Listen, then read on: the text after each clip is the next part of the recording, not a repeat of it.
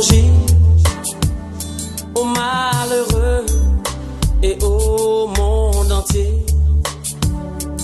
Il m'a oué pour porter sa nouvelle. Je vais se dire qui s'amuse avec ces gens-là. J'ai souvent dit, je ne pas me méditer, ne rentrez pas dans la fête des ministres de Dieu. C'est un domaine trop compliqué.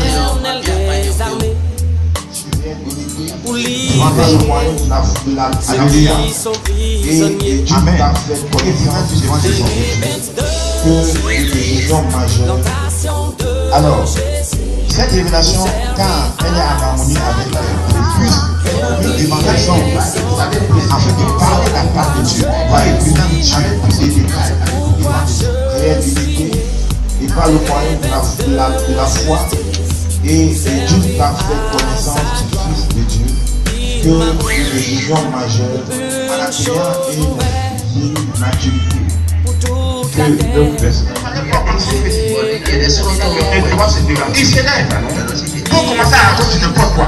Il y a fou, véritable et partiel. Et non pas honte, c'est l'esprit. Donc, tu es pas le même âme. Une fabrique de A à Z.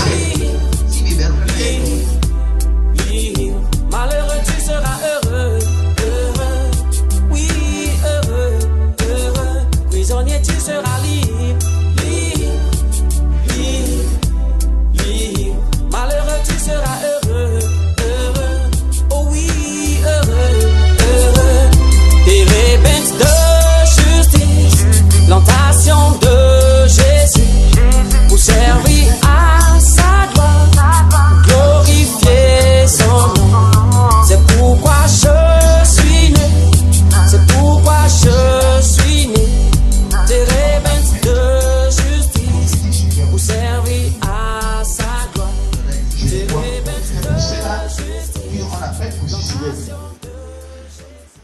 Alors, le ministère prophétique, si on veut entrer sur tout, il nous faudra au moins 3 jours. Alors, on ne pourra pas aller ici. Donc, je vais essayer de résumer. Mais on va dire l'essentiel quand même. Voyez, dans les ministères, quels sont les ministères pastoral, quels sont les ministères apostoliques, quels sont les ministères évangélistes, quels sont les ministères d'enseignants. Alléluia. Quels sont les ministères prophétiques. Si Dieu vous a appelé à un ministère, vous devez vous asseoir et étudier très bien le domaine dans lequel Dieu vous a appelé. Parce que votre ministère fait un avec votre vie. Votre ministère fait un avec votre vie. Le don se manifeste à l'église locale. Mais le ministère, partout où vous allez, la même manière que nous opérons ici, si je vais ici ailleurs, la même chose va me suivre là-bas. Pourquoi? Parce que le ministère et moi, nous faisons un. On ne peut pas me séparer du ministère. En fait, le ministère est avec moi. Lorsque tu t'appelles, tu fais un. Avec. Or, le don n'est que pour l'église locale. C'est là où tu es. Le don, c'est pour. Donc, quelqu'un peut être ici. Moi, je fais un don qui était ailleurs et le don ne marche pas là-bas. Et maintenant, j'ai senti ceci. On ne peut pas te lever, aller ouvrir, ou bien commencer parce que tu es le don. Non. Il faudrait que tu t'assures que Dieu t'a appelé. On ne rentre pas dans le ministère parce qu'on a un don. Il faut s'assurer que Dieu t'a appelé. C'est Dieu qui appelle dans le ministère. C'est Dieu qui t'établit dans le ministère. Beaucoup de personnes essaient d'utiliser leur intelligence pour accomplir du ministère. Non. C'est Dieu qui appelle. Toute la Bible dit, on va nous dans le livre d'Éphésiens. Mais ce soir, nous parlons seulement du ministère. Prophétiquement, on appelle la prophétie. Parce que nous avons constaté qu'il y a un contrôle de ménage. Alors, je vais mettre un peu, je vais mettre ici, pourquoi nous faisons cela? Ceux qui sont appelés dans ce domaine, vont voir comment est-ce qu'ils vont évoluer. Donc cela donne déjà, parce que quoi? Tu peux, quelqu'un peut être dans le rôle, sinon dans le rôle, et se discipliner. Il se discipline, il se donne. Il prie, il cherche à du Seigneur. Dieu le pousse directement le don. Dans le don, il se donne. Il se donne. Il s'exerce. Dieu le pousse directement dans le ministère. Et dans le ministère, il se donne également. Tu l'élèves. Il va très loin. Il devient un prophète des nations. Ça fait toute une vie. Toute une vie. Je vais vous dire une chose. Dans le ministère, on ne triche pas. Beaucoup pensent qu'ils peuvent tricher. Quand tu triches, tu es rattrapé par le Seigneur. Tu peux tout faire. T'entourer des gens qui vont t'aider, qui vont faire que ton nom évolue là-bas. Mais si tu t'as pas poussé là-bas, à un moment donné, tu vas encore redescendre. Parce que c'est le Seigneur qui fait évoluer dans le ministère. Aujourd'hui, il y a des gens qui s'amusent avec les ministres de Dieu. Si quelqu'un était appelé, tu t'amuses avec lui, tu t'amuses avec ta vie. Je vois souvent des gens qui s'amusent avec ces gens-là. J'ai souvent dit à ceux qui sont mes fidèles, ne rentrez pas dans la fête des ministres de Dieu. C'est un domaine trop compliqué. Ils sont des serviteurs de Dieu. Faites attention avec ces gens. Alléluia. On a vu des gens qui ont détruit leur vie comme ça. Alors ce soir, on va parler du ministère. Éphésiens 4, versets 11 à 13. Allons-y, ici je vais lire Éphésiens 4, verset 11 au verset 13. La Bible dit ceci. On a la page. On peut aller. Ces dons aux hommes sont variés. Il nous a donné certains frères comme apôtres, d'autres comme porte-parole de Dieu, d'autres comme évangélistes, d'autres encore comme bergers et d'autres comme enseignants. Verset 12. Tous ces dons ont été accordés pour le perfectionnement des saints, afin qu'ils soient tous convenablement équipés pour leur service et que chacun soit rendu capable d'exercer son ministère en vue de la formation du corps de Christ. Verset 13. Il nous a donné ses frères pour que nous parvenons à une réelle unité et par le moyen de la foi et d'une parfaite connaissance du Fils de Dieu, que nous devenions majeurs en atteignant une vieille maturité, que notre personnalité atteigne son plein épanouissement sur le modèle du Christ et que tous ensemble nous formions cet ensemble parfait qui constitue la plénitude qui nous vient du Christ. Merci Seigneur pour ta parole, au nom de Jésus. Amen. Alors, la Bible nous dit ici que quand Jésus est monté vers son Père, il a donné certains dons à l'Église. Donc c'est pour dire quoi? Le pasteur est un don. Le prophète est un don.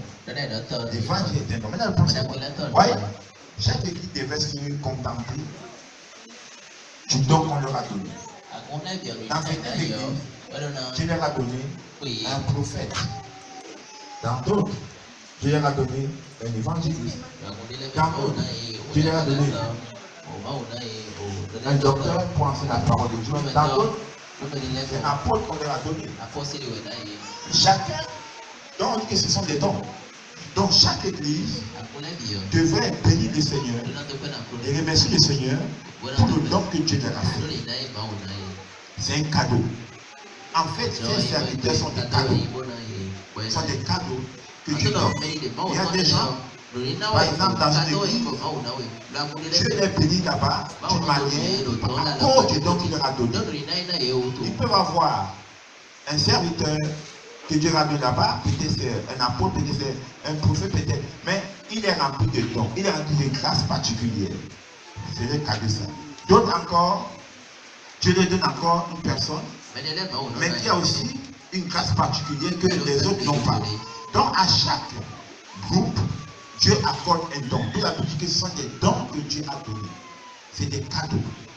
Vous voyez, mais aujourd'hui, les gens ne savent pas que ces serviteurs sont des cadeaux. Et parfois, on entend trop de choses, on dit. Et les gens passent à côté du don qu'on leur a donné. Alors la Bible dit que ce sont des dons. Alléluia, ce sont des dons. Ce sont des dons, ces ministères sont des dons. Et ici, ce sont des dons qu'il a donnés. La Bible dit ici, ces dons aux hommes sont variés. Vous voyez, ce sont des dons que Dieu a donnés aux hommes. Jésus a appelé ces dons. Alléluia. Donc chacun de nous doit se contenter du don que Dieu lui a donné en tant que serviteur. Alléluia. Donc, ici, pourquoi Jésus a fait cela? Il a fait des dons de le ministère que Dieu a donné à chaque église. Il dit ceci, que son église, Dieu a voulu préparer son peuple pour un travail et pour le service. Alléluia. Pour les porter à la maturité. Les ministères que Dieu donne à l'église, c'est pour amener les gens à la maturité. C'est pour amener les gens à la maturité. Alléluia. Dieu a donné ces dons pour que les gens puissent atteindre une maturité spirituelle. C'est pour dire quoi? Vous voyez que, par exemple, ceux-là qui ont un certain ministre là-bas et qui est assis dans ce domaine, il va les équiper à une maturité compte tenu de ce qu'il est. De là où la mission que Dieu l'a accordée. Alléluia. Voyez donc ici, c'est pour équiper des gens afin qu'ils puissent atteindre la maturité spirituelle. Mais le but ici, c'est quoi? Afin que nous tous, nous puissions atteindre quoi? Une stature parfaite. Donc, vous comprenez avec moi que l'église n'est pas un lieu où on vient s'approprier, mais c'est un lieu où on vient pour nous édifier afin d'atteindre une maturité. Mais beaucoup de personnes ne savent pas que l'église, c'est pour qu'on vienne atteindre une maturité. Ils pensent que l'église, c'est juste un lieu de prière.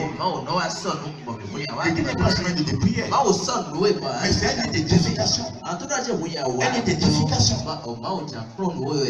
Je viens à l'église pour être édifié. Je viens à l'église parce que on doit me conduire à rentrer dans le service de Dieu.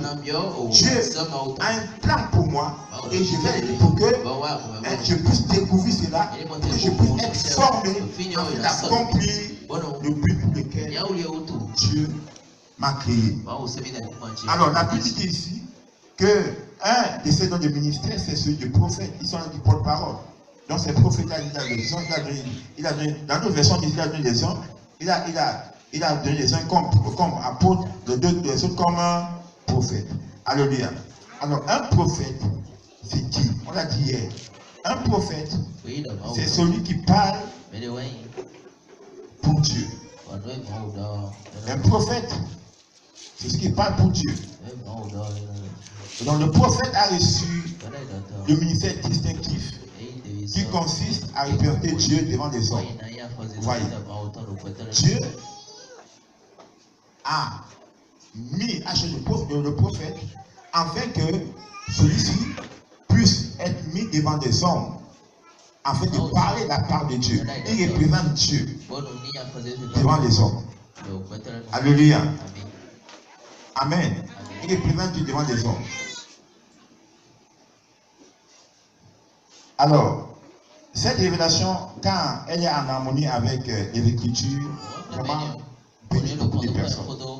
Ouais, lorsque Dieu t'a appelé au ministère prophétique et que tu es en harmonie, pas que tu fais le ministère prophétique comme tu veux. Tu fais cela en harmonie avec la parole de Dieu. Parce qu'aujourd'hui, il y a trop de dérives qu'on voit aujourd'hui. Je dis ici, tu es prophète et tu fais le ministère en harmonie avec la parole de Dieu. Alléluia. Parce que le prophète ne peut pas au-delà de la parole de Dieu. Alléluia. Donc lorsque le prophète opère en harmonie avec la parole de Dieu, ça devient très très édifiant. Alléluia. Hein? Pourquoi? Parce que le prophète a pour rôle, il donne la direction. 2. Il confirme la parole de Dieu. Donc, en 1, il donne une direction. 2. Il confirme la parole de Dieu.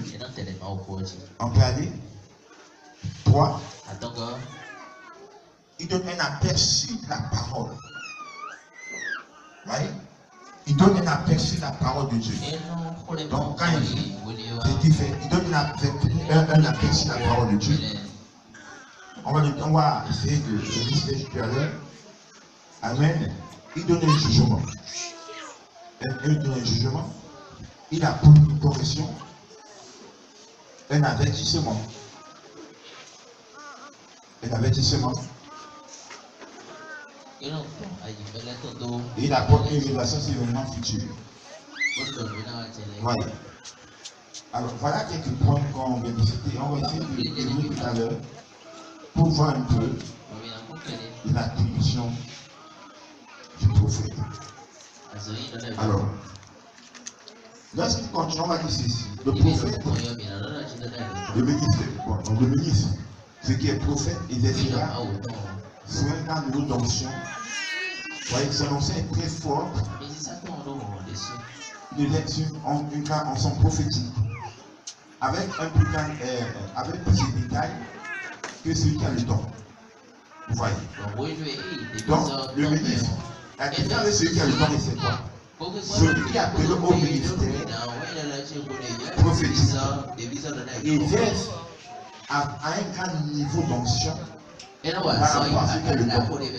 Et en plus de cela, ces révélations, en fait, sont très précises. Il donne des choses avec précision. Quand il te parle, c'est avec précision. Voyez, avec plus de détails, avec plus d'attitudes. Amen. Parce que quoi? Il ne perd pas au niveau du don. C'est la différence. Donc, il opère avec un niveau d'onction très élevé, un niveau d'onction prophétique très élevé. Et quand il parle avec des attitudes, avec un grand nom, avec plus de détails, avec plus de précision, plus que celui qui n'a que le don. Parce que celui qui n'a que le don, il ne peut pas atteindre ce niveau. Et les paroles de prophétie que celui-ci donne contiennent plus de révélations qui sont au-delà de l'édification, de l'exhortation, de la consolation. Je reviens. Celui qui est dans le ministère, quand il donne des révélations, ces révélations sont au-delà de l'exhortation, au-delà de l'édification et au-delà maintenant de la consolation. Voyez? Or, on avait dit que celui qui est le don se limite à l'exhortation, à la consolation, à l'édification. Maintenant, celui qui a maintenant dans le ministère, lui dépasse cela. Ces versions sont très puissantes et très puissantes parce que son nom est plus grand. Oui, maintenant. Son nom est plus grand.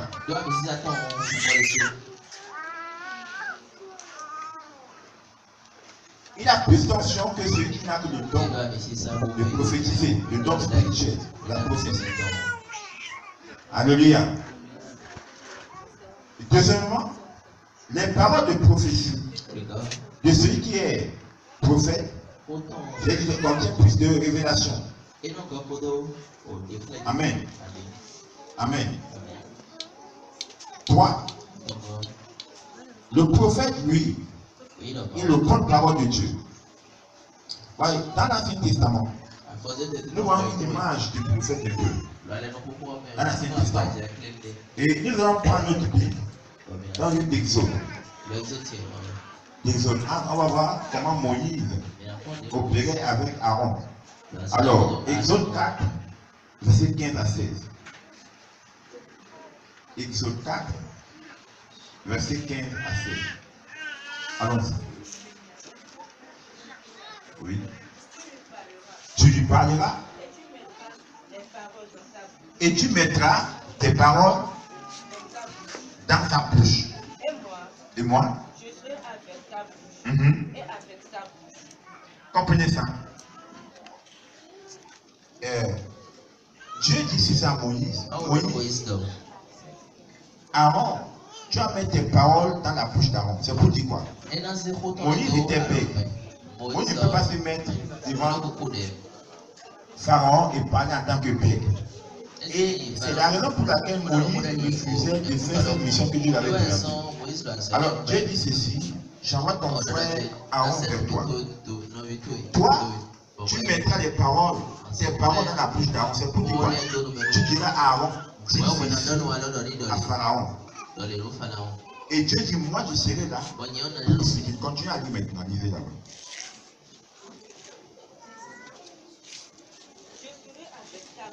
Je serai avec ta bouche.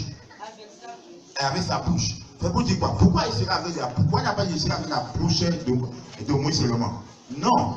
Moïse va mettre ses paroles dans la bouche d'Aaron. Mais Dieu a besoin d'être avec la bouche d'Aaron aussi. Afin que les paroles d'Aaron soient remplies de la puissance de Dieu. Parce que quand la parole prophétique sort, elle doit sortir avec la puissance de Dieu. Vous voyez, tout le monde peut se lever pour dire ainsi qu'était éternel, tu es guéri. Et la guérison ne vient pas. Mais là, celui maintenant, avec, si tu es avec la bouche de la personne, tu vas dire tu es guéri, en même temps la guérison vient. Peut-être que vous allez dire aujourd'hui, la guérison, rien ne se passe. Mais quand maintenant tu se lève et que tu as la bouche, tu es guéri. Tu es guéri.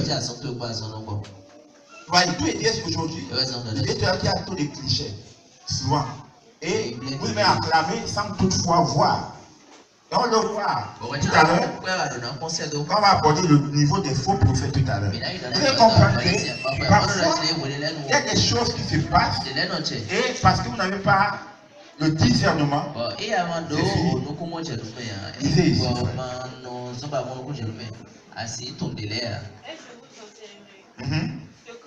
Je vous enseigne ce que vous aurez à dire. Donc, Dieu sera là, il dit à Moïse, il parlera au travers de Moïse, et maintenant Moïse m'a dit ouvertement. Maintenant, quand Aaron va parler, il faudrait que Dieu puisse soutenir les paroles d'Aaron, qu'il doit soutenir avec puissance. Allons-y, continue. Il parlera pour toi. Il parlera pour toi. Il n'a pas dit, il parlera pour moi. Non. Pourquoi? Parce que Aaron devient le prophète de Moïse. Allons-y. Il te servira de bouche.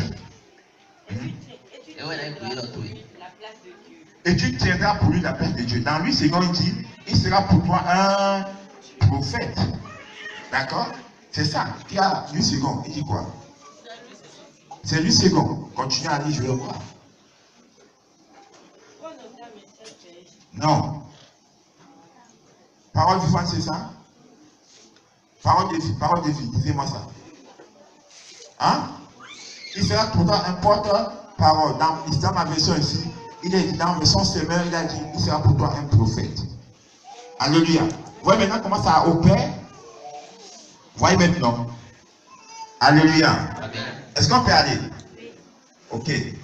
Alors, on nous dit ceci. Ici, c'est une image de prophète. Aaron ici, devait communiquer les paroles et les instructions que Moïse, de Moïse au peuple. Moïse était devant le peuple d'Israël. Maintenant, Aaron, Moïse va parler, Aaron va écouter. Et maintenant, qu'est-ce qui va se passer? Aaron maintenant va transmettre ce que Moïse lui a dit.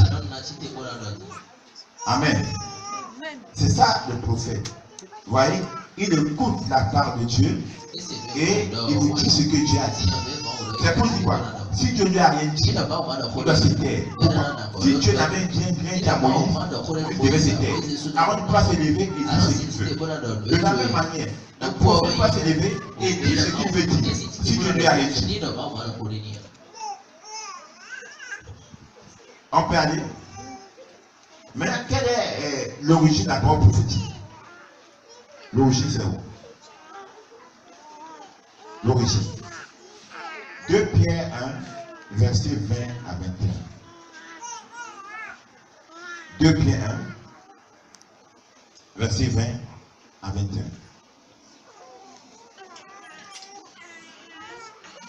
Alors, il dit ceci. 2 Pierre. On a la page. Verset 20. Verset 20. On a la page, tu peux aller. Notez avant tout qu'aucune prophétie de l'écriture ne reflète la pensée personnelle de son auteur. On peut aller. Un message prophétique n'émane jamais d'un caprice humain. C'est pour dire ceci. Tu ne peux pas te lever toi-même et décider par caprice de prophétiser. On dit un message prophétique ne manque pas d'un caprice humain. Donc tu ne peux pas te lever et tu décides de prophétiser. Comme certaines personnes font. Tu avais de l'argent et tu fabriques une prophétie pour sortir. Ça c'est grave. C'est dangereux. C'est très dangereux. Parce qu'en fait, quand on fait des choses comme ça, donc on dit ceci. Une prophétie ne manque pas d'un caprice humain. Amen. Il dit, ces saints hommes de Dieu ont parlé parce que le Saint-Esprit les épousait. Ils ont prononcé des paroles que Dieu leur inspirait. C'est Dieu qui inspire la vraie prophétie. C'est pour dire quoi? Il y a des prophéties. On a trois sources de la prophétie tout à l'heure. Il y a trois sources. Il y a la source véritable qui est le Saint-Esprit, donc ça veut dire ciel, et tu parles, poussé par le Saint-Esprit. Donc le ciel parle, et tu reçois le message, tu le transmets par la poussée de l'Esprit de Dieu. Maintenant, il y a une autre source, qui est la source humaine. Il y a la source humaine aussi. Alléluia. Il y a la source humaine. Où un homme se décide de prophétiser. Il s'élève, il y a une prophétie. Or, amen. Or, cette source est une source humaine. On peut le voir. Ézéchiel 13, verset 2 à 3. Allons-y. Ézéchiel 13, 2 à 3. Allons-y. Ézéchiel 13, 2 à 3. Oui. Ainsi parle le Seigneur l'Éternel. Malheur aux prophètes insensés. Malheur aux prophètes insensés. C'est pour dire qu'il y a des gens qui peuvent prophétiser, mais prophétiser par eux-mêmes. Ils peuvent prophétiser par eux-mêmes, pousser par eux-mêmes. Alors, ils suivent leur propre esprit dans l'esprit humain. Donc, il dit tout à l'heure, il y a des prophéties qui ont pour source l'esprit humain. Leur propre, ils suivent leur propre esprit humain et ils commencent à prophétiser à l'ensemble. Et qui ne voient rien. Verset 2-3. Fils de l'homme, prophétise contre les prophètes d'Israël, les faux prophètes qui prophétisent. Ils parlent sur le propre cœur. Il y a des gens qui font des choses comme ça. Sur son propre cœur. Il s'élève, il commence à parler que c'est Dieu qui a dit. Si Dieu n'a pas dit, c'est pas mauvais si tu te tais. Il faut te taire. C'est pas forcé de parler. Il y a des gens qui fabriquent des prophéties. Ça vient par leur propre instinct humain. Ils commencent à dire des choses. Que dans cette assemblée, si quelqu'un fait comme ça, que Dieu le regarde. Il y a des gens qui font des choses comme ça. Poussés par leur propre pensée. Ils s'élèvent pour commencer à raconter n'importe quoi. Et parfois, ils n'ont pas honte. L'esprit humain parle. Ils fabriquent de A à Z.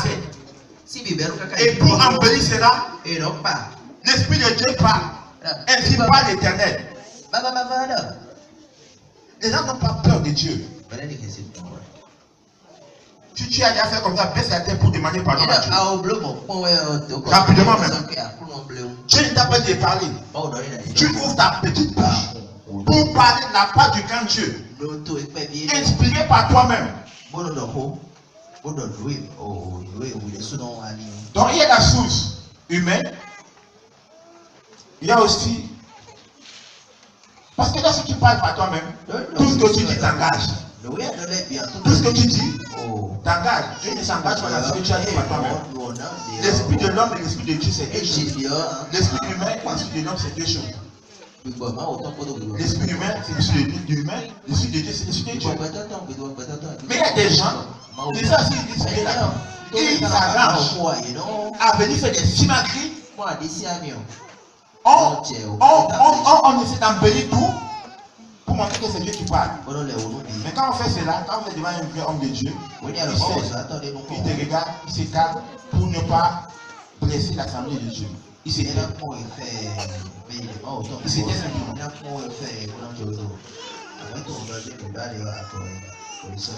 Est-ce qu'on peut aller? Une troisième source, c'est l'esprit mensonger. L'esprit mensonger peut prophétiser à travers un homme. Tu peux être un bon prophète, un vrai. L'esprit mensonger en toi. Lorsque tu n'as pas une vie ordonnée, lorsque tu ne contrôles pas ta vie, en tant que Dieu t'a appelé au ministère prophétique, mais l'esprit mensonger reste dedans, parce qu'en fait, tu ne mets pas de l'ordre dans ta vie. Alors, on va prendre dans la parole de Dieu 2 Chroniques 18, 21. Allons-y. 2 Chroniques 18, 21.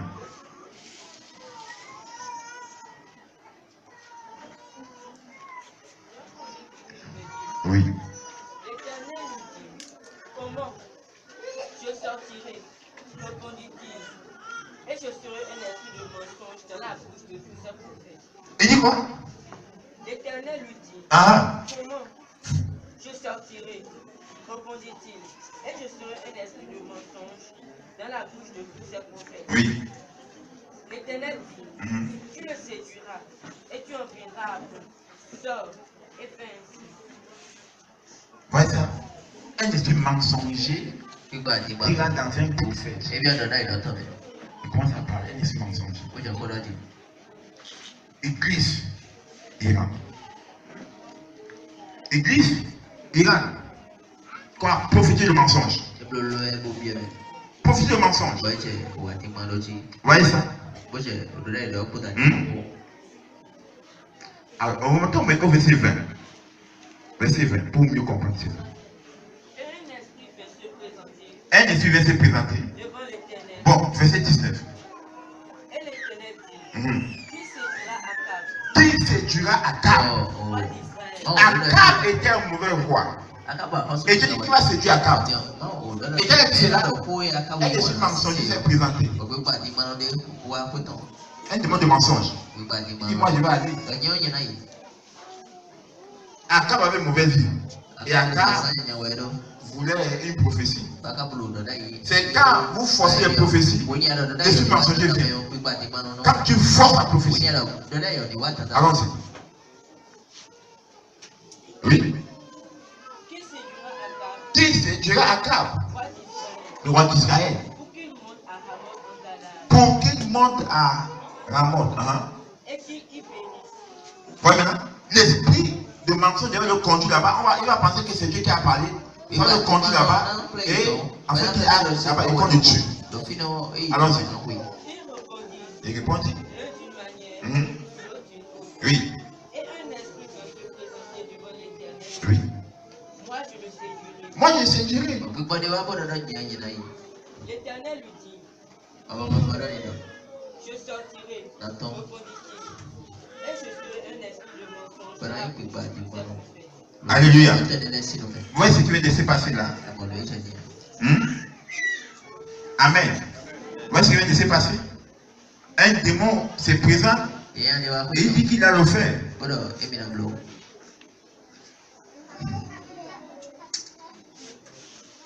Et lorsque Michel va s'approcher là-bas, Ok.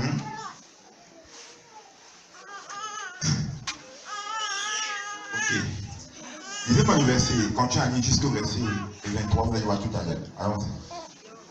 Alors, le diatrice de San Kenana s'était approché.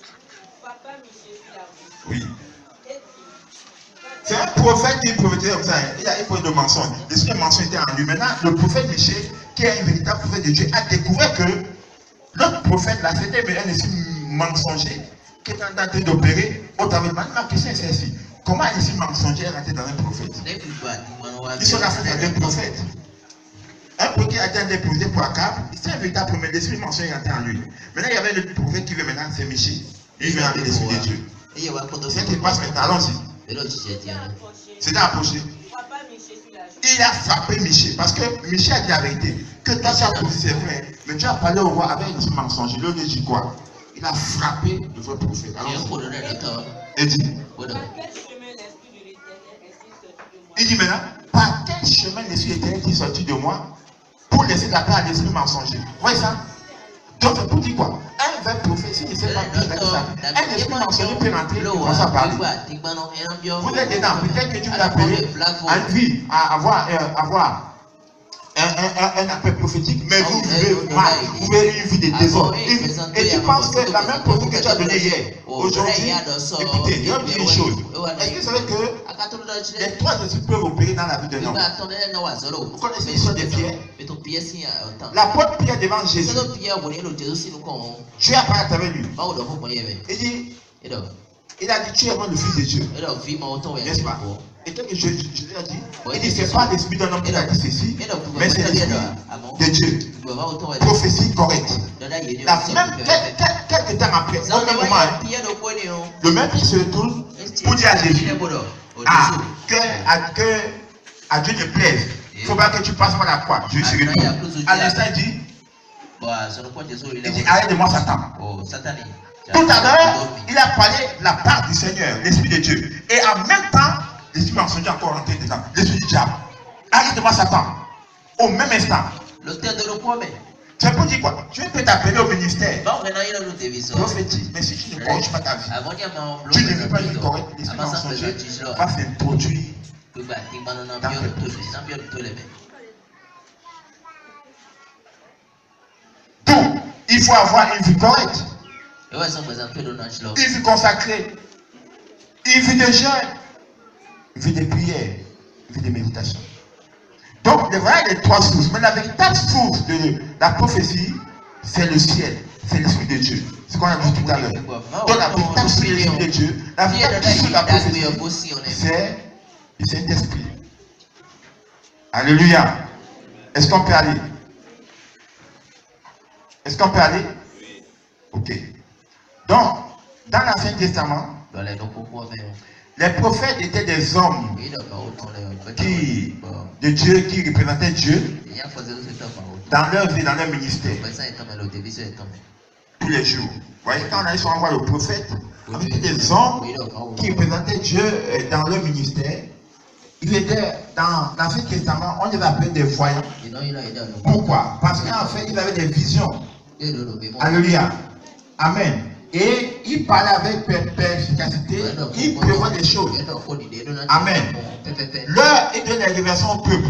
Donc, dans l'Ancien Testament, on les appelle des voyants. Dans l'Ancien Testament. Mais lorsque nous revenons, lisons un peu 1 Samuel 9, le verset 6 et le verset 9. Écoutez-moi ça. Oui. Le serviteur lui dit, voici, il y a dans cette ville un homme de Dieu. Et c'est un homme considéré. Tout ce qu'il dit ne manque pas d'arriver. Voilà maintenant. Ici, on a c'est Saul, c'est Saül. C'est Saül. En fait, c'est Saül ici qui avait son serviteur. Et on lui dit qu'il y a un prophète là. On parle de Samuel. Samuel était dans la ville. On dit que ce qu'il dit arrive. C'est ça le véritable prophète. Quand il parle, la chose vient. Allons-y. Tout ce qu'il dit ne manque pas d'arriver. Allons-y donc. Allons-y. Peut-être que sera-t-il connaître le chemin que nous devons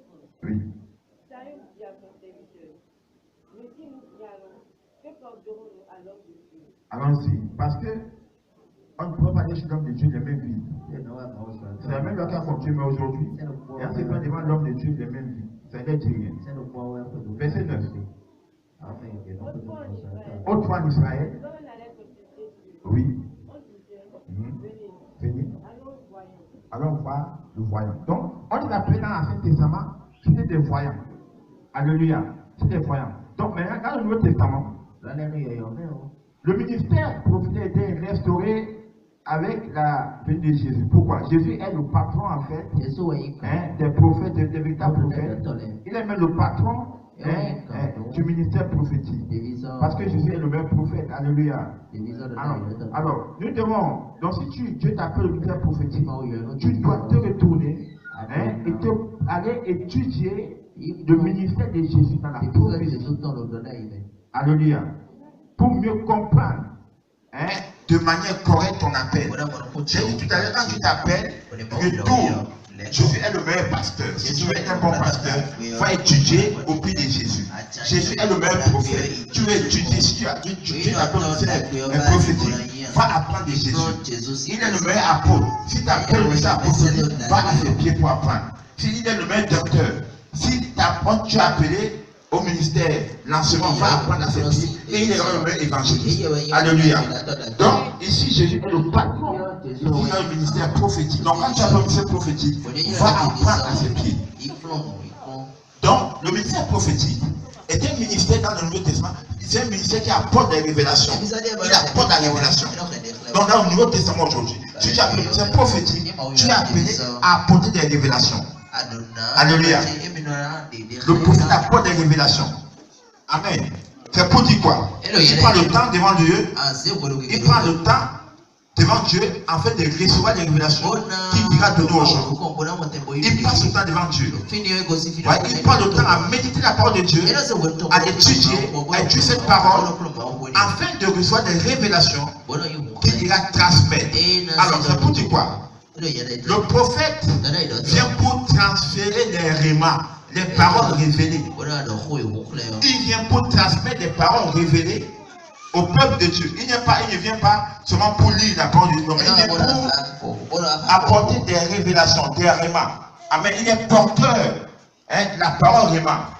Alléluia. Une parole, quand on parle de parole réma, c'est une parole remplie de vie. Alléluia. C'est une parole créatrice. Il ne prend pas seulement une parole écrite, mais il vient pour transmettre des paroles qui apportent la vie. Il vient pour apporter des paroles créatrices au peuple de Dieu. Donc, il doit passer le temps pour recevoir des révélations claires au sujet de la parole de Dieu. Amen. Donc, il vient pour éclairer et il actualise la parole écrite. J'aime ça. Il actualise la parole écrite. Il ne vient pas pour prendre la parole, il actualise. Alléluia. Il prend l'Ancien Testament car il actualise cela. Amen. Une parole qui était accomplie, il vient maintenant pour actualiser cela pour dire voici ce que ça dit aujourd'hui. Donc, pour le faire, il faut qu'il soit quelqu'un qui passe du temps devant la parole de Dieu. Amen. Donc, comme prophète, il va recevoir des révélations. Il a un aperçu sur la parole de Dieu. Alléluia. Parce que tu joues avec cette parole. Et c'est avec cette parole qu'il exerce son ministère. Amen. Il vient pour apporter la restauration au peuple de Dieu. Au travers de la parole de Dieu. Au travers des révélations. Voyez maintenant. Donc tu ne peux pas dire que tu es appelé à ce ministère et que tu ne te donnes pas à la méditation de la parole de Dieu. Je vois que parmi vous, il y a des gens parmi vous qui ont cet appel. Peut-être qu'ils ne savent pas aujourd'hui. Mais plus tard, on se rend compte que Dieu les a appelés. Il y a aussi des gens que Dieu a appelés, mais ils ne sont pas plus sérieux. Ils sont passés à côté de leur appel. On avait un appel prophétique. Donc, le prophète révèle des faits et des informations au sujet de la vie des personnes. Alléluia. Qu'est-ce qu'il dit? Il révèle des faits. Il révèle des faits et des informations au sujet de la vie des personnes. Alléluia. Les faits qui sont dans ta vie, il vient, il les révèle. Clairement comme ça. Amen. Il les révèle clairement. Ce qui se passe dans ta vie. Amen. Est-ce qu'on peut aller? Ok. Donc, quand on nous parle de cela, il révèle les faits sur ta vie. Il vient pour révéler les péchés et les problèmes qui empêchent, alléluia, qui t'empêchent d'avoir la victoire et qui t'empêchent d'aller dans la maturité. Aujourd'hui, le prophète, quand le prophète vient, il te déshabille avant de t'habiller. Donc, il expose ta vie de péché. Il te dit maintenant que c'est à cause de ceci. Et maintenant, il te demande pourquoi tu ne peux pas aller à la maturité. Aujourd'hui, les chrétiens, ils n'aiment pas ça. Tout dans certaines églises, même quand il y a un prophète, il ne prend pas ce côté. Tu es béni. Tu es béni. On te dit, ta vie de péché, tu peux déshabiller avant de t'habiller maintenant pour dire voilà ce que tu dois faire. Ils ne le disent pas. Tu vas dans les prophéties autour du monde, mais c'est pour tout, on dit oh, vous êtes béni. Oh, vous êtes béni. Comment quelqu'un peut être béni quand il marche dans le péché? Dis-lui la vérité. Révèle-lui sa vie de péché. Dis-lui. Voilà pourquoi tu ne peux pas réussir. Sors, lui, la vérité, enlève, révèle son péché, enlève cela, mais montre-lui pourquoi sa vie est stagnante. Dis maintenant ce qu'il faut faire. Écoutez bien, la Bible dit ceci. Dans le ici, c'est qui dit ceci, quelqu'un va mourir. Et que tu ne dis pas, qu'est-ce qui va se passer? Il ne sent le tombera sur lui. Aujourd'hui, est-ce qu'il y a ça? Dieu te dit que cette personne, voilà son problème. Et tu viens, tu ne dis pas. Qu'est-ce que tu fais? Et tu dis que tu es béni. Révèle-lui la vérité. Dis-lui. Voici ce que le Seigneur te dit. Encore plus que le ministère prophétique, même quand il vient pour le faire, il le fait avec amour. C'est avec amour. Parce que le but ici, c'est quoi? C'est pas de te condamner, il ne condamne pas. Le ministère prophétique ne condamne pas. Non. Mais il apporte une connaissance de la parole de Dieu. Il apporte la parole de Dieu sur ta vie. Mais il le fait avec amour. Il ne te condamne pas. Non. Il te dit seulement ce qu'il faut faire pour sortir de cette vie de péché, pour sortir de cette mauvaise vie, afin de pouvoir évoluer. Mais il ne te condamne pas. Aujourd'hui, les gens ne veulent pas cela. Il ne veut pas cela. Donc, vous voyez, dans certains ministères prophétiques, comment tu les suis, tu entends, on ne fait que pas de bénédiction. Bénédiction. Bénédiction. Un jour, je suivais un pasteur qui avait un ministère nigérien. Et la dame s'est présentée. Elle dit qu'elle veut un mari. Jolie femme. Elle veut un mari. La salle des plaies, c'était un culte pour les femmes célibataires et les hommes célibataires. Alors la dame s'est présentée. Elle dit qu'elle veut un mari. Le monsieur la regarde. Tu veux un mari? Elle dit oui. Le monsieur la regarde. Il dit regarde. Tu as 7 copains. Et tu dis que tu veux un mari. La piste la tête. Quelqu'un qui est mort là-bas derrière. Tu as combien? 30 copains. C'est ça. Il n'a pas le temps de se retourner même. Quand le gars qui s'est venu, toi qui me décris là-bas, la soeur s'est calmée. Va te répandre. Une fille est venue un jour. Elle vient à l'église. Elle est bien, jolie. Et la fille, le pasteur vient vers elle. Il la regarde. Il dit toi, tu es sorti du voiture, tu as couché avec un homme dans la voiture. Il a couché avec toi dans la voiture.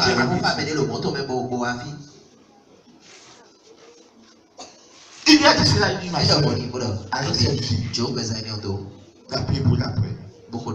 C'est ça en fait.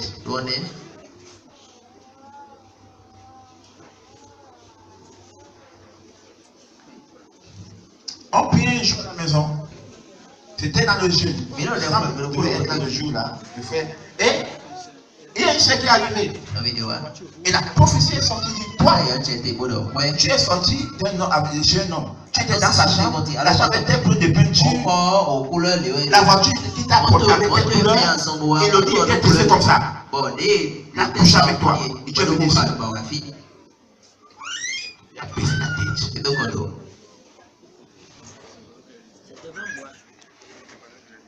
clair. C'est devant le frère. Voyez maintenant? C'est ça en fait. Il te révèle ce qui. Il te révèle ta vie de péché. Au lieu de me dire que tu es béni, on a dit ce que tu fais. Aujourd'hui, il y a ce monde de Dieu. Vous pensez pour que vous pouvez cacher vos filles.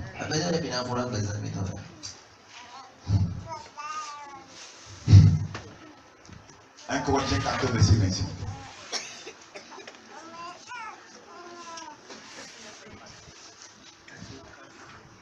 Vous savez, je veux parler des hommes de Dieu. Je veux dire la vérité. Si c'est un véritable homme de Dieu, hein, il va te dire vraiment ce que tu veux.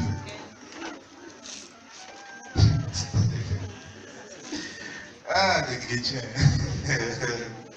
Hein? Tu penses que si tu fais ami avec le pasteur, il y avait des gens qui étaient chez moi. Hein? Ils faisaient des bêtises. D'accord? Je vois la chose comme ça, je vais leur dire venez. Je ne sais pas si vous faites, mais dis non, pas ça. C'est ce qu'il est en train de faire. Il est ok. Avec amour. Hein? Il y a des gens qui sont ici, font le malin avec moi. J'ai. Un jour, ça va sortir. Un jour, ça va sortir. Ne change pas, continue. Faut continuer. Tu penses que je suis petit. Tu viens devant moi, tu fais ce que tu fais. Tu fais ton malin. Continue. C'est en public que ça va sortir. Quand ça sort, tu ne t'attends, je m'attends même bien, ça sort. C'est fini. On met la tête. Hey! Tu as sorti. Continue. Tu parles plus ton mensonge, tu viens jouer avec moi. Continue. 1 Corinthiens 14, 25. Continue. Allons-y. Comment quelqu'un peut quitter? Tu quittes hein, et tu viens mentir. Tu t'es bien brossé, tu as me mangé du temps. Tu viens verser ça devant moi. Continue. Comme je dis ton petit enfant, tu penses que tu peux jouer avec moi. Ok. Allons-y. 1 Corinthiens 14, oui. Les secrets de son cœur sont dévoilés. Les secrets de son cœur sont dévoilés. De telle sorte que, tombant sur sa face, oui. Il adorera Dieu. Il va se repentir devant le Seigneur. Et publiera Dieu. Que Dieu est réellement au lieu. Que Dieu. Ouais, c'est ça. Quand les choses sortent comme ça, oui. C'est ce qui va se passer maintenant ici. Tu viens là-bas, tu fais des conneries, tu franchis la porte, tu vas. Parole de Christ sort, comme ça. Ça tombe sur toi. Ne changez pas, venez voir. Oui. Je sais pas commencer à exposer ces choses parce que je suis en train d'enseigner déjà. Ce qu'on fait dans le secret là, on va commencer à sortir seulement.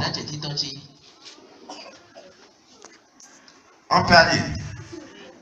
Le prophète apporte la vision. Il apporte la vision. Le prophète apporte la vision. Dans son rôle ici, également, c'est d'apporter la vision. On peut aller.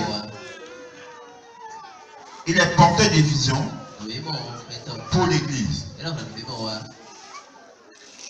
Dans cette vision, Jésus est le centre. Le centre de la vision. Alléluia.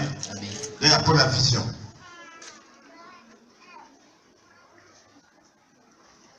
Et cette vision a le sens de la direction du peuple de Dieu. Vous voyez? Il dirige le peuple de Dieu.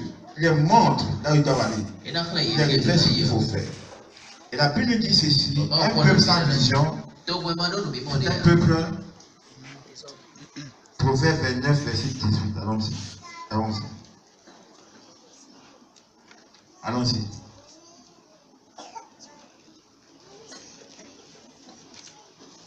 Frère, ne jouez pas avec Dieu. Dieu est Dieu. Dieu reste Dieu. Ne jouez pas avec lui. Vous dites la vérité. Allons-y, frère. Proverbe 29, 18. Oui. Quand il n'y a pas de révélation, Quand il n'y a pas de révélation, le peuple est sans frein. voilà maintenant, la révélation vient pourquoi? Pour diriger le peuple. C'est le but pour lequel le prophète reçoit et vient pour apporter la vision. Le point qui suit, le prophète donne des avertissements. Il donne des avertissements. Il donne des avertissements. Dans le ministère, une chose que le ministre fait, c'est si celui qui a le don ne peut pas le faire. Ouais, maintenant. Celui qui a le don de prophétie peut le faire. Ce n'est que celui qui est dans le ministère qui peut le faire. Ici, il donne quoi? Il donne, qu'elle dit? Des avertissements. Il donne des avertissements. Alors, lisez-moi un peu dans Actes 21, verset 10 à 11. On va voir.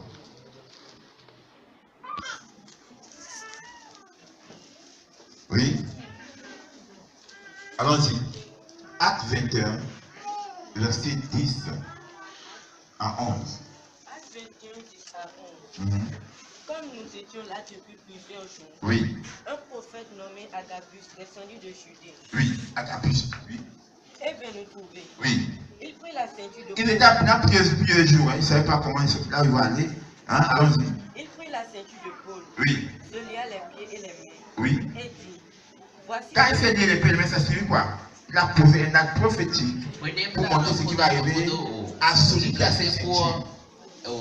Oui. Voici ce que déclare le Saint-Esprit. Oui.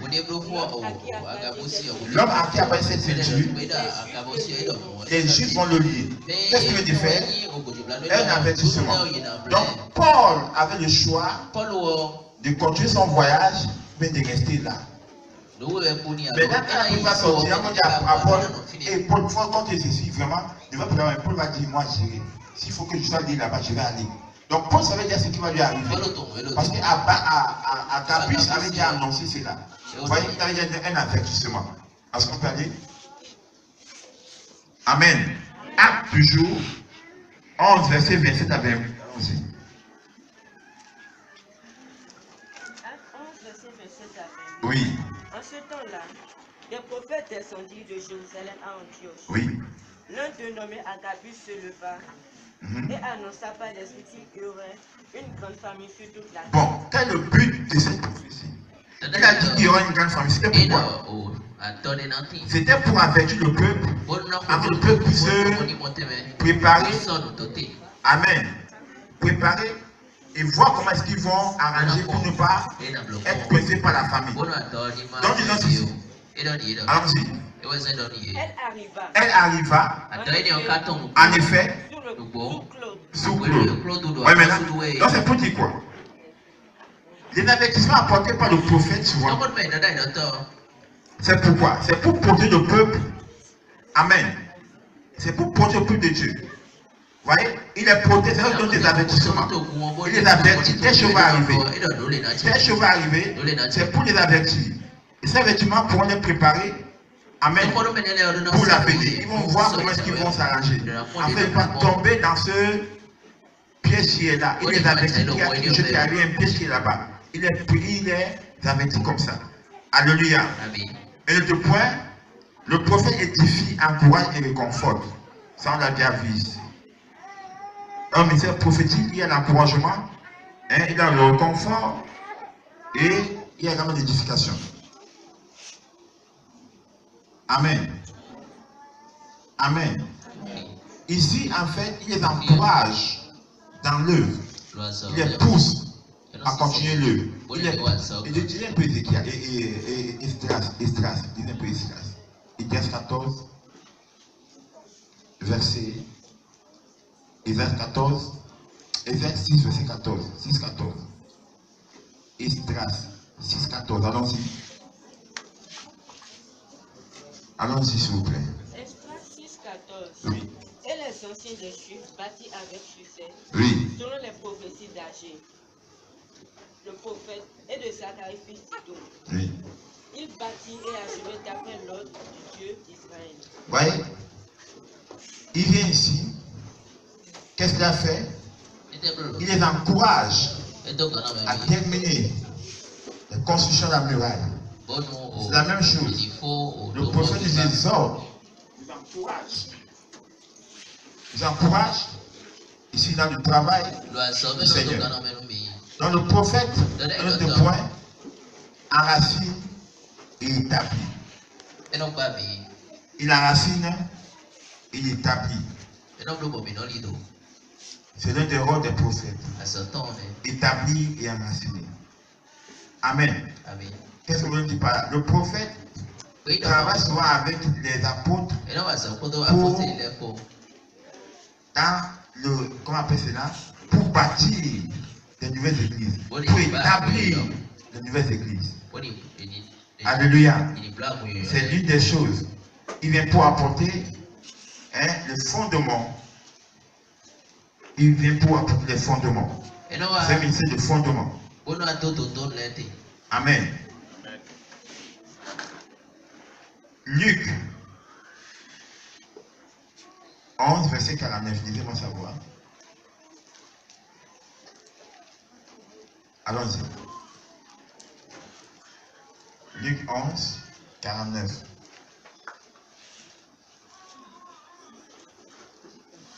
Allez-y. Luc 11, 49. C'est pourquoi la sagesse que Dieu a dit, je leur enverrai des prophètes et des apôtres. Oui. Ils tueront les uns et persécuteront les autres. Ouais, il devait envoyer ces gens-là pour leur annoncer l'évangile. Maintenant, il devait en Éphésiens 2:20. Éphésiens 2:20. Éphésiens 2:20. Éphésiens 2:20. Oui. Vous avez été édifiés sur le fondement des apôtres et des prophètes. Ouais, maintenant, ils ont été bâtis. Et leur bâtiment, dans leur vie, repose sur les enseignements des prophètes, des apôtres et des prophètes. Donc le prophète vient pour établir de nouvelles églises. Comme l'apôtre aussi le fait. Pour établir de nouvelles églises. Il va dans une zone, il n'y a pas d'église là-bas. Il apporte une église là-bas. C'est ce qu'il fait. Voyez, il le fait maintenant, il travaille avec l'apôtre pour donner la direction. Et on peut aller ici, on peut aller là-bas, on peut aller ici. Amen. Amen. Amen. Un autre point ici, le prophète également, il a vraiment un ministère formateur. Il forme le corps d'église. Il forme le corps d'église. Il forme les gens. Aujourd'hui, certains prophètes ne savent pas qu'ils sont appelés à former. On n'est pas seulement appelé à donner des prophéties, mais on est appelé aussi à former. Il faut former le corps d'église. Il faut former les gens. Donc, il a un ministère et il est également là, c'est aussi un formateur. C'est un formateur. Alléluia. C'est un formateur. Il est également là pour confirmer les appels. Vous voyez que c'est maintenant, quelqu'un qui a le droit de ne pas faire ça. Il confirme quoi? L'appel. Il est vraiment pour confirmer les appels. Acte 13, verset 1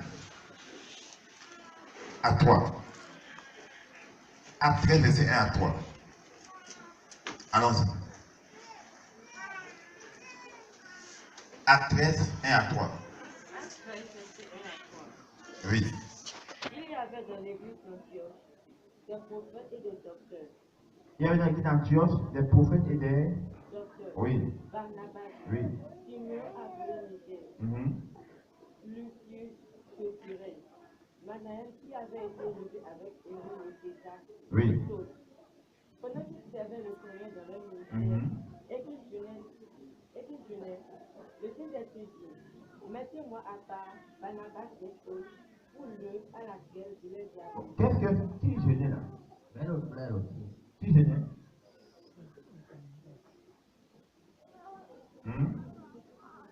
Les prophètes et les docteurs. Amen. Il est en train de jeûner. Et c'est là la parole est sortie. Vous mettez à part. Confirme la paix de Paul. On peut servir déjà. Quand il est venu, ils ont confirmé. Ils vont prier pour lui. Vous l'envoyez. Amen. Amen. Alors, maintenant, quelle est la relation qui existe entre le don de révélation et le ministère prophétique? Est-ce que quelqu'un peut opérer le ministère prophétique sans avoir le don de révélation? Citez-moi le nom de révélation. Hein? La parole de connaissance. La parole de sagesse. Hein? Le don des esprits. Donc, il y a un ministère prophétique. Il a fait que cette personne puisse maîtriser ces trois dons. On les a fait ici.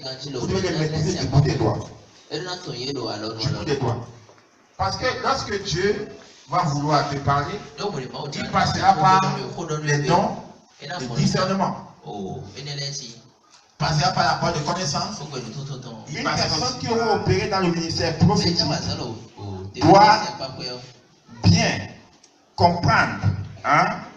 Il doit bien comprendre, sinon il doit opérer couramment, hein, avec une grande fidélité, avec une grande onction, hein, dans les dons de révélation. Donc, on parle de ces dons ici, lisez un peu 1 Corinthiens 12, verset 7 à 10, vous allez voir.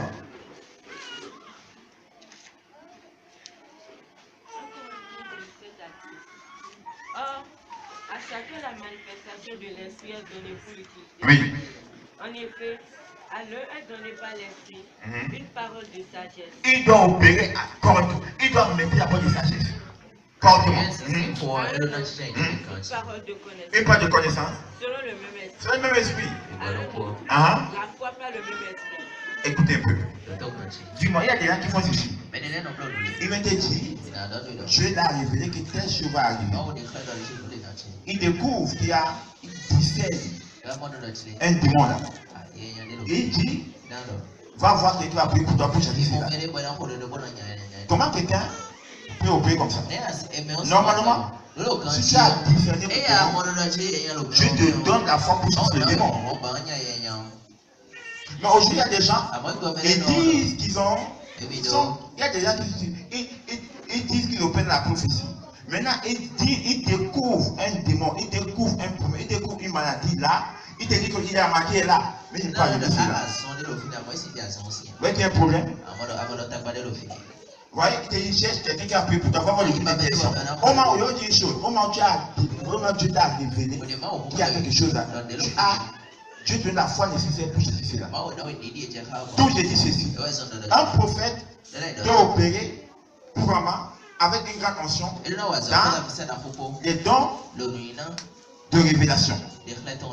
Parole de connaissance, parole de sagesse. Parce que la parole de connaissance, c'est quoi? Tu as la connaissance. Dieu te montre là le problème. Il peut le faire par le rêve, par la vision, par un sentiment. Tu es là, tu peux pas dire, Dieu te révèle cela. Maintenant, quand tu révèles cela, Dieu en même temps te donne la sagesse qu'il faut. À l'instant où tu es, comment tu fais cela? En même temps, tu te donnes la foi qu'il faut pour régler le problème. Alors tu peux maintenant me dire que tu as discerné un problème avec quelqu'un et tu me dis que tu as dans le ministère prophétique et que tu ne peux pas chasser cela. Je vais te dire, monsieur, ton appel a un petit problème. Pourquoi? Parce que Dieu, quand il t'appelle, il t'accorde le don de manière complète. Vous voyez maintenant? Parce que quelqu'un d'autre dit un jour, j'ai découvert, Dieu m'a révélé telle chose, mais va dire, monsieur, tu as découvert, tu as fait. Tu dis ça comme ça. Il faut dire ça comme ça. Est-ce qu'on peut aller? Hein? Donc, le prophète, il recevra de manière fréquente une parole prophétique sur les choses à venir. Mais parce que quoi? Pas la parole de connaissance. Alléluia. Amen. Même dans le glissement des esprits. Il cause avec toi. Il discerne le démon qui est là. Tu parles avec lui, mais lui discerne le démon qui est là. Et en même temps, il le chasse. Il discerne l'esprit de mort, il le chasse rapidement. Rapide. Voyez maintenant. De vous donner, de vous travailler. Deuxièmement, le prophète, alléluia, il reçoit les révélations de la voix intérieure, des visions et des rêves. Le Seigneur passe par des rêves pour lui révéler des choses. Il ne passe pas des visions pour lever les choses. Tu es prophète, tu ne rêves pas. Tu n'as pas de vision. Tu n'entends aucune voix. Tu es prophète comment? Comment tu ne rêves pas? Comment? Il ne rêve pas. Il vient prophétiser. Tu peux aussi quoi? Voix intérieure n'attend pas la voix de Dieu. Comment tu vas prophétiser? Tu vas parler comment? Hein? C'est-à-dire que lorsque tu es là, tu ne rêves pas, il faut commencer à prier parce qu'il y a un problème. Tu dois rêver. Donc le prophète, pas des visions, et pas la voix intérieure, il reçoit une part de connaissance. Alléluia. Il la reçoit. Il reçoit un message. Parfois même pas un ange. Je ne peux pas reçu par un ange. Il apporte un message. Alléluia. Acte 25, verset 23 à 24. Allons-y. Allons-y. Acte 27, 23 à 24. Oui.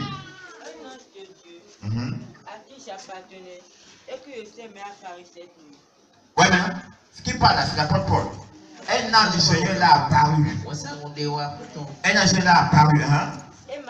Et m'a dit, Paul, ne crains rien. Ne crains rien. Il faut que tu comparaisses devant César. Voyez maintenant, l'ange lui dit ce qu'il faut faire. Ce qui va arriver.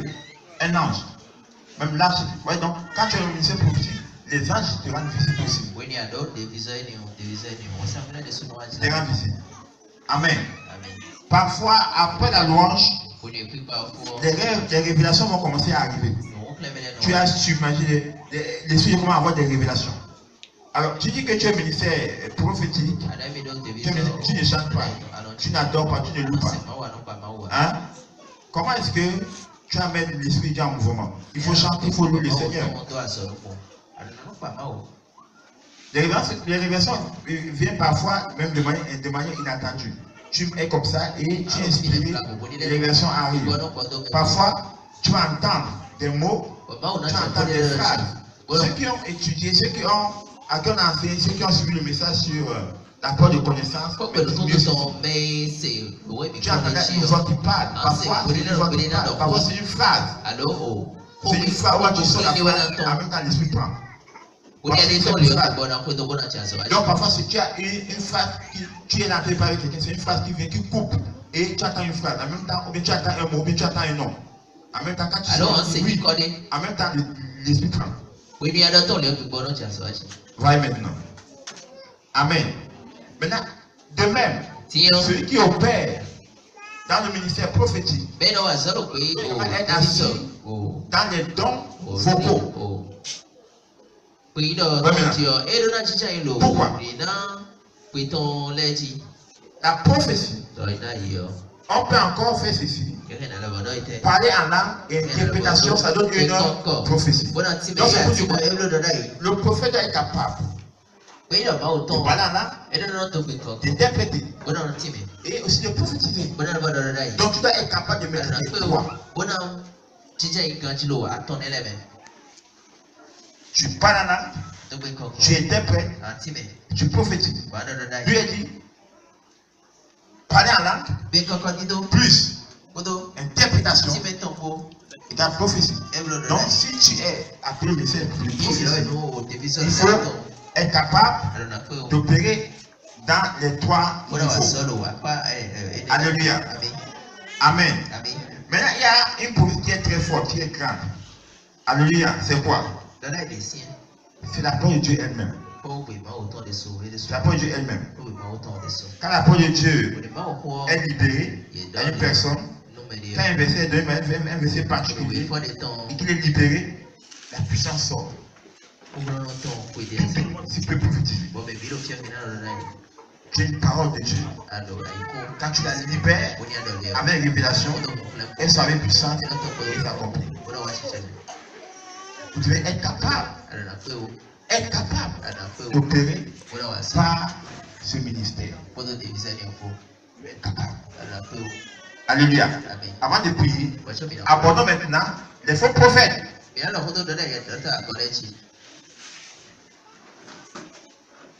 La Bible demande de nous mettre en garde contre les faux prophètes. Jérémie. Jérémie 5. Verset 30 à 31. Jérémie 5. Allons-y. Jérémie 5. Verset 30 à 31. Des choses horribles, abominables se font dans ce pays. Oui. Les prophètes prophétisent avec fausseté. Oui. Les sacrificateurs dominent sous leur conduite. Oui, donc déjà, autant dans l'Ancien Testament, il y avait déjà des faux prophètes. Il y a des temps dans l'Ancien Testament. On peut aller. Ok. Revenons un peu. Jérémie toujours 14, verset 14. Allons-y. Jérémie 14, 14. Allons-y. Jérémie 14, 14. Oui. Et l'Éternel me dit, Oui. c'est le mensonge que prophétisent en mon nom les prophètes. Voyez, donc il y a des gens, en fait, le faux prophète, c'est quelqu'un qui prophétise des mensonges. Il prophétise en son nom, non pour le nom de Dieu. Amen. Matthieu, c'est verset 15. Il dit quoi?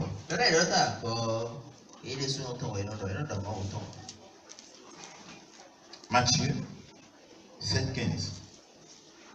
Matthieu 7, verset 15. Gardez-vous des faux prophètes. La Bible dit quoi? Faites attention de vos prophètes. Attention. Vous voyez maintenant? Il dit de faire attention. Ils viennent à vous. Ils viennent à vous. En En vêtements de brebis. mais au-dedans, Mais au-dedans, ce sont des loups. Amen. 24, 11. Matthieu 24, 11. Matthieu 24, Oui. verset 11, oui. Plusieurs faux prophètes s'élèveront. Et ils Jésus, avant de partir, il avait dit que après plusieurs faux prophètes vont se produire. Allons-y. Plusieurs faux prophètes s'élèveront. Oui. Et ils séduiront beaucoup de gens. Il séduit beaucoup de gens. Oui, maintenant, c'était un avertissement. Tout à l'heure, on va voir. Voyez, lorsque les faux prophètes prophétisent, ils prophétisent avec de mauvais motifs. Voyez? Amen. Ils prétendent parler de la part de Dieu. Et d'autres encore prophétisent pour leur motivation personnelle. Une motivation personnelle. Voyez, ils se mettent derrière la chair. Ils vont arriver des prophéties. Amen. Si tu as besoin de l'argent, tu comptes de l'argent pour les prophétiser. Hein? C'est pas mauvais de dire j'ai besoin de l'argent. Que de dire ainsi par l'Éternel. C'est grave. C'est très grave. Ou bien, tu sois une prophétie pour une motivation personnelle. Et c'est fini. Il y a également une forme, c'est l'esprit familier. Vous voyez, un esprit de sorcellerie peut se mettre à prophétiser. Vous voyez, vous qui êtes appelés à ce ministère, arrangez-vous à vous donner au ministère de la délivrance. Sinon, un esprit familier et une sorcellerie va commencer à dire des choses. On va penser que c'est lui qui parle, c'est lui qui est sorcellerie. Donc, lorsqu'une position sort, il faut le discernement. Pour discerner. Quel esprit parle là? Il faut discerner. Il faut discerner. Il faut une discerner des esprits. Alléluia. Amen. De même, écoutez ceci. Ce n'est pas parce que tu vois les signes et les miracles derrière un ministère qu'en même temps, tu vas se donner à ton ministère. Même si c'est un grand responsable. Amen. Qu'on dise que c'est un grand ministère. Il faut avoir une confirmation dans ton esprit. Ça veut dire que tu as fait ici des miracles. Vraiment, c'est un grand miracle. Dieu est là. Non. Il faut avoir une confirmation dans ton esprit. Ça veut dire que tu as fait des miracles. Tu dis, c'est un grand ministère prophétique. Non. Non. Et beaucoup de personnes ne cherchent pas à savoir parce qu'ils ont vu des miracles seulement. Et ils disent c'est fini. Donc, premièrement, il faut demander au Saint-Esprit de te donner une confirmation pour ce ministère-là.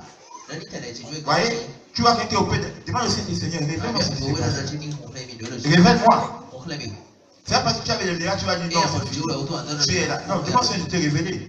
Donc, il faut que tu aies été prudent. et demander à la peur du Saint-Esprit de te révéler ce qui se passe. Et le Saint-Esprit va le faire. Il va te révéler cela. Si tu demandes. Amen. Tu demandes, il va te donner cela. Marc 13, verset 22 dit quoi? Allons-y. Marc 13, 22. Oui. Il s'élèvera des faux Christ et des faux prophètes, des prodiges et des miracles pour séduire même les élus. Donc même certains pasteurs, certains ils vont dire, ah c'est Dieu qui est là, ils seront séduits. C'est parce que tu avais un miracle, tu vas dire, ah, tes grands pasteurs a confirmé ça.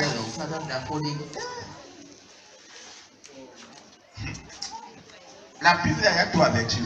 Là, tu avais non. Est-ce que Dieu t'a confirmé? Est-ce que le Saint-Esprit t'a confirmé que c'est là? Quand il te confirme, c'est fini. Alléluia. Amen. Alors pour terminer, pour juger une prophétie, comment on fait pour la juger?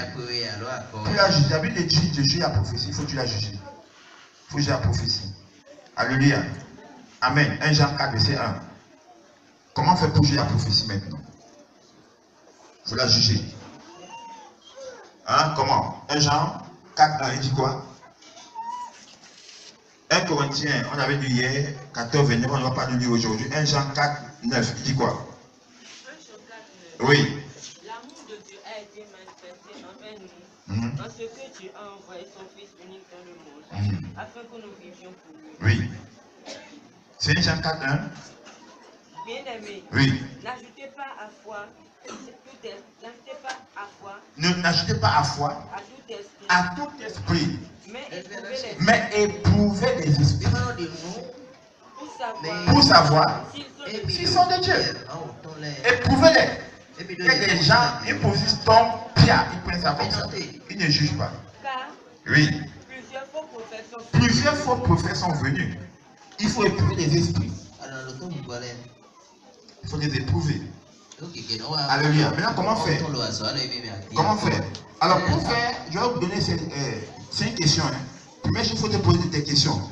Est-ce que la prophétie est en harmonie avec la parole de Dieu? Est-ce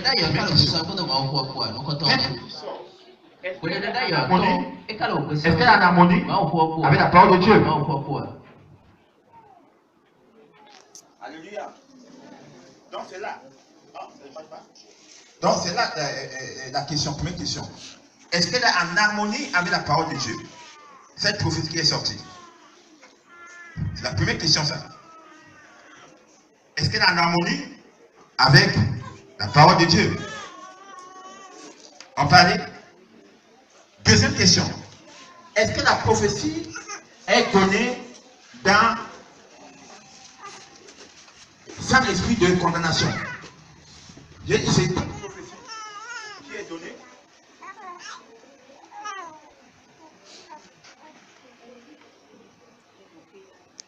Toute prophétie qui est donnée. Alléluia. Toute prophétie qui est donnée. Et elle est donnée avec condamnation. Il y a un problème là. Donc, est-ce que la prophétie est sans condamnation? On peut aller? Alléluia. Toi, est-ce que la prophétie qu'on a donnée se réalise? Est-ce que c'est réalisé?